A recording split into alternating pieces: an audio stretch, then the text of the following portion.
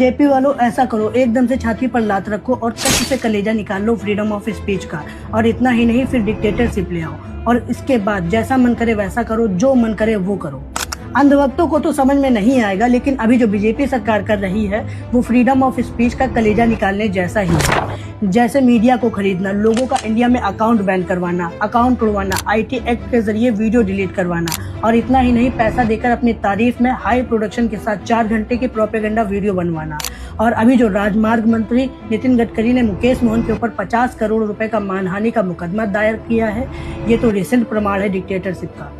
मुकेश मोहन के साथ क्या हुआ है उसे मैं थोड़ा बताने की कोशिश करता हूँ। जैसे मैं या हम जैसे creator NCRB, NITI Aayog, trusted news articles या फिर ट्रस्टेड मैगजीन के डाटा के बेसिस पर न्यूज बताने या फिर जिन गंभीर बातों को सरकार ने हमसे छुपाने की कोशिश करी है उन्हें सामने लाने की कोशिश करते हैं। वैसे ही मुकेश मोहन ने भी द कारवां मैगजीन से पत्रकार कौशल श्रॉफ की रिपोर्ट के आधार पर नितिन गडकरी के परिवार से जुड़ी रैम्बल एग्रो एंड फूड्स नाम की कंपनी द्वारा बीफ निर्यात करने की बात सामने लाने की कोशिश करी थी, जिस रिपोर्ट में महाराष्ट्र पुलिस द्वारा एक ट्रक जब्त किए जाने का जिक्र था और उस ट्रक में गौमांस होने का भी आरोप लगा था।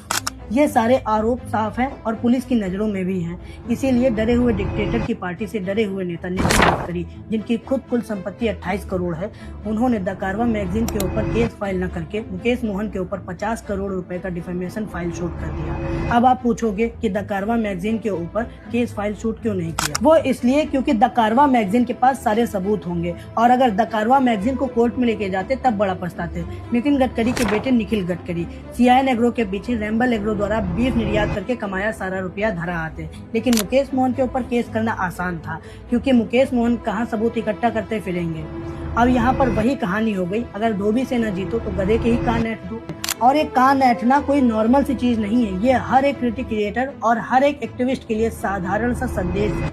अगर डिक्टेटर के खिलाफ कुछ भी बोलोगे तो ये लोग ऐसे ही करोड़ों का हंटर लेकर बैठे हैं। ये लोग केवल कहते हैं आलोचना लोकतंत्र के लिए अनिवार्य है, लेकिन आलोचना इनके लिए एक डूबती हुई कश्ती है। वैसे भी सरकार के खिलाफ बोलने में फटती है, अगर बोल भी रहे हो तो खिलाफ न जाना कभी तानाशाह के, अगर गए तो तुम्हारे ऊपर भी ऐसी ही विच हंटिंग हो सकती है।